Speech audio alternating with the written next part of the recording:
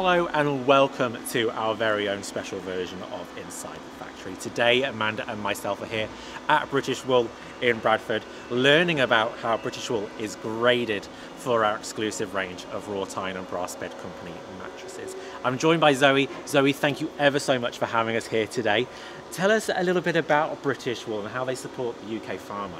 So British Wool was set up in 1950 as a cooperative to all British sheep farmers.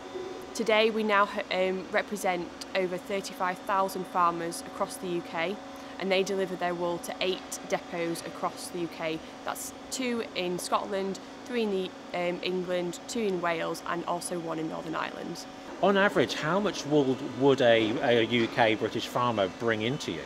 So on average, a UK farmer would bring in roughly 500 kilos per year, and that works out about 250 sheep. But we also represent farmers that have 4 sheep or maybe 4,000 sheep. So we take in wool from everywhere and from anyone. Wow. Well, I know that our locally sourced wool that we're receiving is roughly 7 tonne. That's a lot of sheep, I know that for sure. And I know that Amanda's going to be meeting with Ian in just a moment to talk about the grading process. But is that where your support for the farmer stops, at the grading table?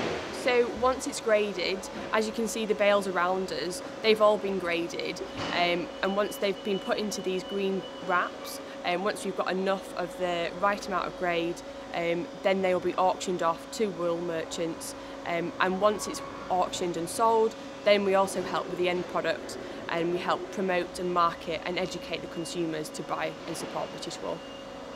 That's amazing, and I know that we are incredibly grateful for the support that British Wool has given us so far for our exclusive range of mattresses. And as I mentioned, Amanda is going to be joining Ian in just a moment to talk about the importance of grading and the different types of wool that is available from one fleece. So Amanda and Ian, over to you.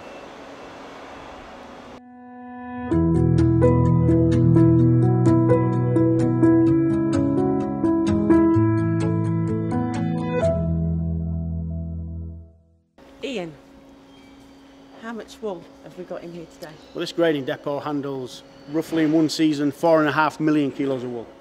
But across the network we have some 22.5 million kilos of wool. And is that all British wool? It's all British wool, yes. So sheep have sheared, then what happens? It's straight into here. You know, raw wool is straight into us, and then it's separated and graded into separate qualities. Now each grade has sort of a rule and regulation around it which would then determine why that fleece has gone into it, and it's all for the end use. So each grade has a specific reason why it's gone in there, and it's all for the end use. Can we walk up and have a look at the grading tables? Yep. So does it all come in at once? How does it work? Does the farmer decide when the wool comes in? Yeah, it's when it's shorn. It's when he can get a haulier. You know, we can roughly take around about 200,000 kilos a week through the doors and handle it in either to put to the grading stations or the stacked wool, but it will all be graded by the end of the season.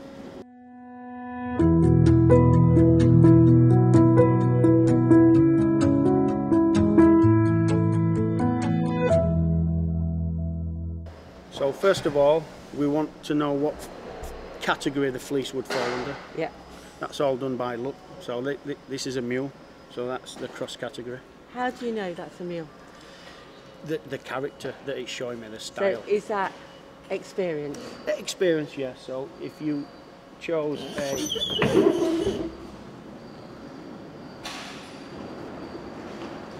Okay, so the staples are different.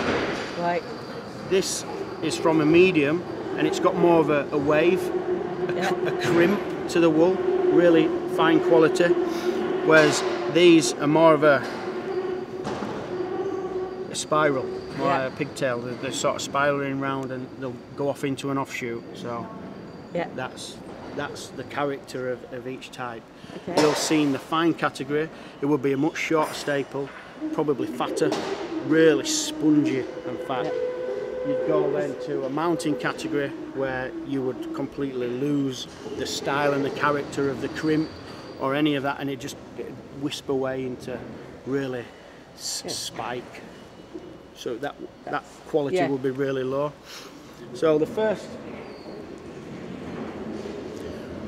what we look for, we've chosen a category. What we're wanting now, we're wanting three overriding factors that would greatly affect the end use of the wool. Yeah. The first being, like me, full of grey. Yeah. Okay. The grey fibres won't dye the same shade as the white fibres. Right. So by separating the grey from the white, we're adding value to the whiter fleeces. Because the biggest two factors for adding value to any wool fibre would be the micron, and then the colour. Right. So if you've got both of those things, you've got more of an end use. Right. So that pushes the value up. Yeah. Another overriding factor will be these fleeces that have become felted or matted, what a wool grader calls cotty. Yeah. So it doesn't rip. Okay, so it's completely matted together. That can't be processed the same way as an open fleece, because that would jam the machines up. So what we're doing is the buyer knows this has to go through a separate process. So it goes through a machine that will shred up the fleece. Right. So it becomes looser. Yes. Now, once it's been through a shredder, it doesn't affect the quality of the fibre, but what it does is it affects the uniformity. So once you've been through a shredder, you're not all the same size and shape. Yes. Okay. Yeah. So that's two overriding factors. That will greatly affect the end use. There's another one.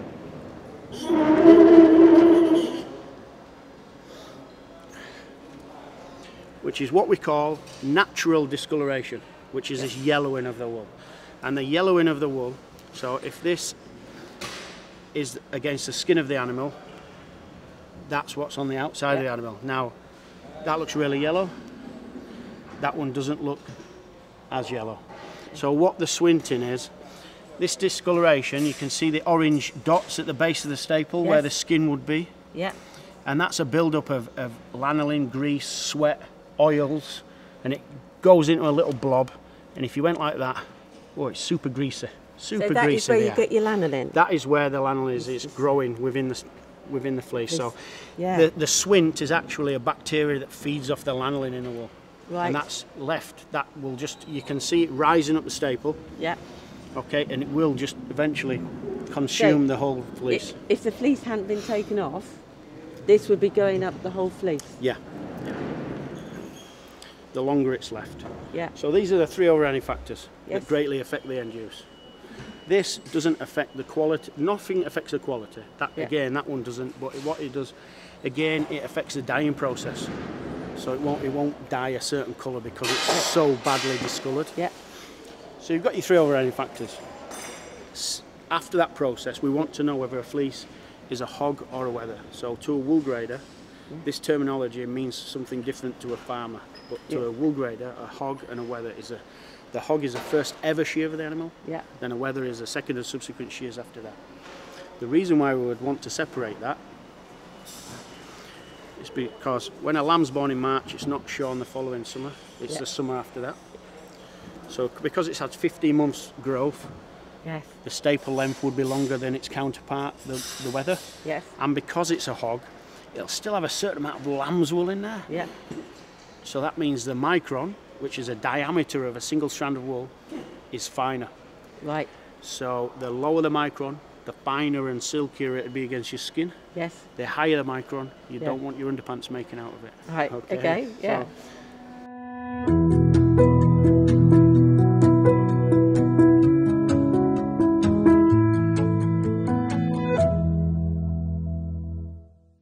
So we've chosen a category. Yeah. We've looked for the three overriding factors. We now know whether it's a hog or wether. Yes. Now we want to know whether it's a number one or a number two. So a number one fleece would be, to a wool grader, fleece in uniform. In uniform means the staple lengths and widths on any fleece, for the most part, because all fleeces have breeches and bellies, so you haven't got uniformity for the whole fleece. But the length and the widths are quite uniform throughout the whole fleece. Right. There's none of what this fleece is showing, which is a bit of a toppy staple. So it's losing its character towards the end of the staple, and it's going really wispy and wiry. Yeah. Okay. So we're looking for uniformity. We're looking for the correct length of staple to be accepted within that grade, and a nice strong staple. And number two may be that it's not irregular stapled. So it's got different lengths and widths all over the fleece. It's showing a little bit of tightness, so it's not really an open fleece. And a number two fleece could also have what we call a weak staple. So a weak staple comes from an animal having some stress at some point through the growing process of the fleece. And what that will do is, the stress could be that it's lambing, it's been poorly, an animal scared it, anything like that. And what that creates is the density of the fibres in a small part along the length of the staple become a lot less, and you can actually see the breakage in the staple. Right. And you'll say, oh, that's a weak staple, it's going to break right there, and it does, it just breaks. So that would then constitute the fleece being a number 2. Right. So it's a bit like a flow chart. You start off here, and you, if yes, this way, if no, this way. Yeah. Eventually you get to a box where it says that this fleece is now that grade. Right. So we can kind of look at it like that. So it's one that goes down? Yeah, till you get to the bottom where you down, you know what it is. So it's kind of discounting grades. Yeah. So once you've chose which category it falls under, and that's 4, you've discounted your 2s, 3s, 5s, 6s and 7s. So that's a lot of grades out the window. Yeah. And then you're working with a small section, and then you just go through that process of, is it grey? Is it cotty? Yes. Is it matted? Yeah. And then you eventually come to the grade that that's what it is. Yeah.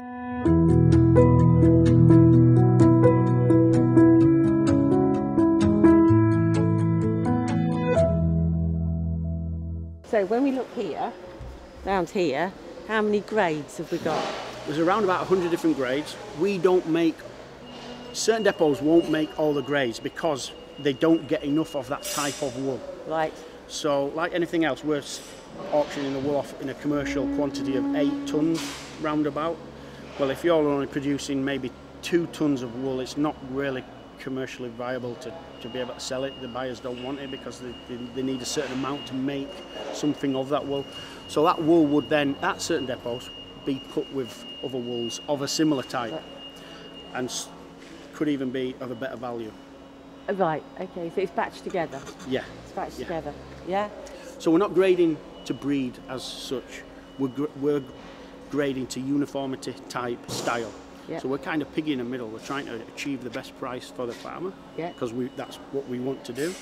But we're also wanting to make a uniform product so the buyer keeps confidence in the product that we're making, so they can, comfortably say when they buy it, they've got everything they want. And there's going to be nothing in there that they don't need.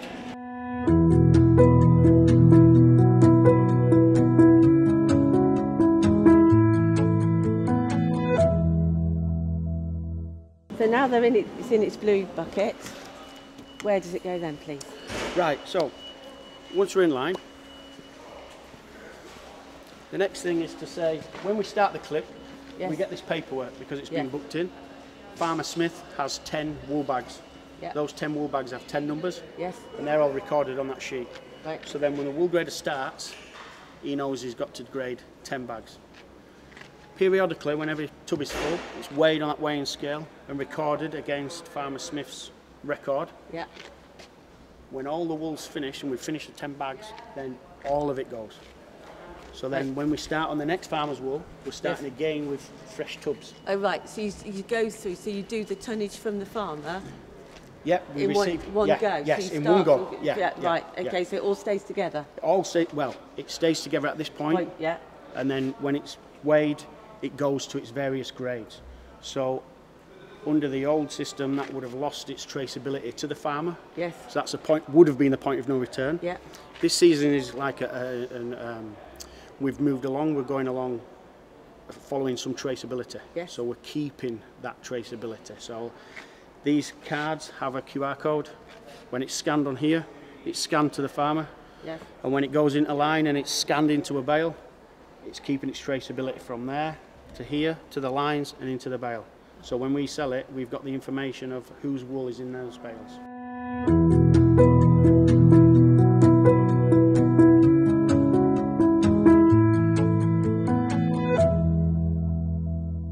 Down here, are these the balers?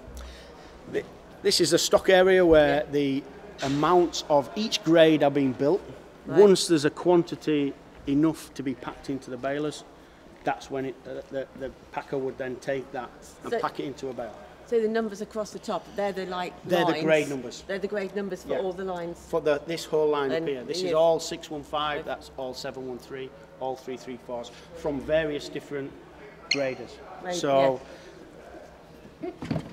now grading is an opinion. It's my opinion that that fleece has enough grey fibres to warrant putting it in the grey bin. The next grader might just have not quite enough grey fibres, so it is an opinion. So what we have in the way of quality control is each grader will have his own colour. Right. So my job as head grader Yeah. is to keep everyone's opinion as uniform as possible. Yes. Like anything else, if I could go around and I told each grader the same thing, each grader would interpret it in their own slight unique way. So I've got to keep on top of the quality control and make sure that we're all, you know, it's really uniform. But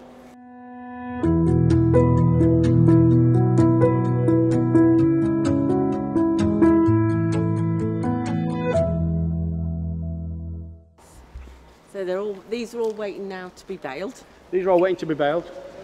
And once it's gone in a baler, you'll take around about 7 or 8 tubs, as long as they're full, Yes. to make a green bale. Each grain bale is roughly in between 300 and 450 kilos of wool in each green bale. And then how many bales do you put together? So we typically sell a lot of wool, which is one lot. So when the first bale of 345 comes off, there, Yes. the first bale is 34501, Right. then 02, no 3. Three.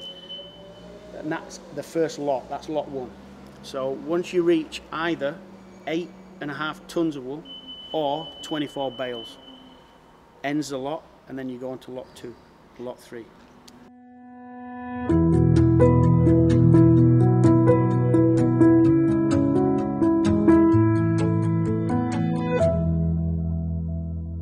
This particular lot at the moment, so we have the grade number, which is 735. Yes. So like we spoke about, 7 is a mountain wool, Yeah. so there's mountain wool in there. Yeah. And this is the bale number unique to this lot. The lot number would be all the bales in that lot, but at the moment there's just 4 bales in that lot. So Right. the next one that he gets out, the sequence will follow on, Yes. but then he'll put it here with this, so he'll have 5 bales, 6 bales, till he reaches the required amount. Right. Yeah. This is all done by way of a ticket's printed at the baling machine that he puts on. Yes.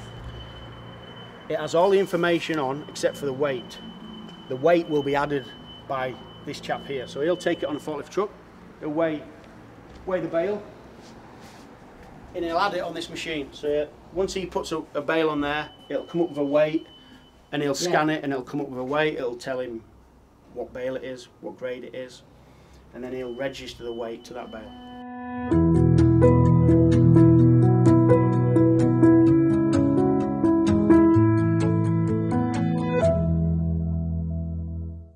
So the coring machine will take a whole lot.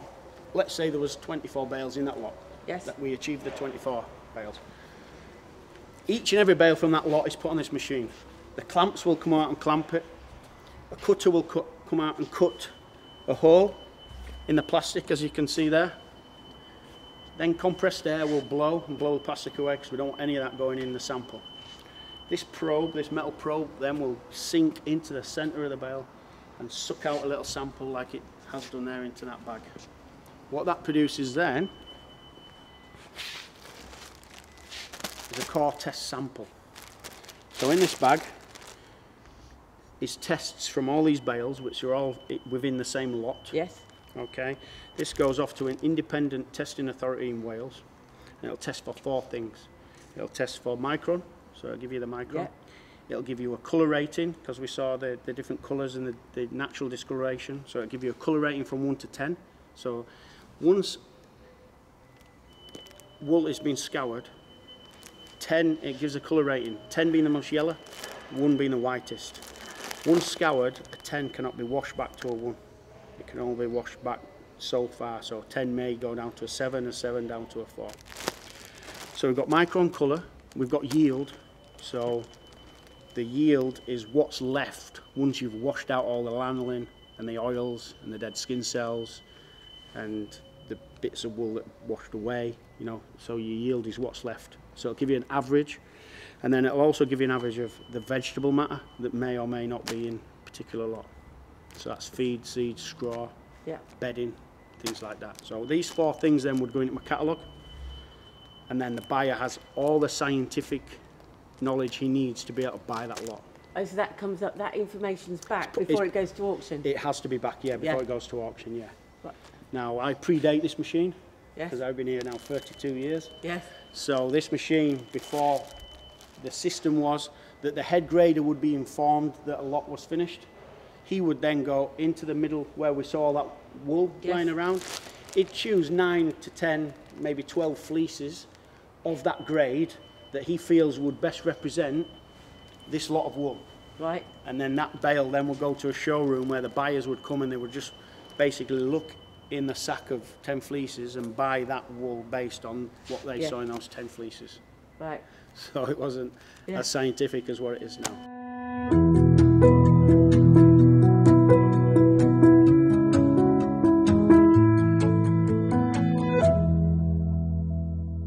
Hand grading. I mean, how many years do those guys train to do that? The apprenticeship used to be 5 years, but back in that day there was more depots, so the grading time on the table was less, so your actual learning time alongside a wool grader would have been less. Now we're tighter on depots, so more wool is coming into depots, the amount of depots, so the grading time is extended, so you've got more time on the board to learn. So now it's 3 years, but it's kind of the same time, but just compressed. Compressed in? Yeah. And the wool grader has tests every 6 months, every year, 18 months, 2 years, and they have to pass those tests. Those tests include them grading on their own, with someone checking the wool that's coming off, and he has a time frame to be able to do it in, because we can't have a wool grader just probably grading 2 tons a day because I won't get finished. So he's got time, he's got to have the quality of wool, you know, but it's quite a stringent test. Thank you. So, thank you again. Like I say, massive journey to looking at this wool now, ready to go to auction, and the different stages it goes through. Hope when people see this, they realise just the time and effort that goes to get in this product. It's a magical process to get it to market. Thank you.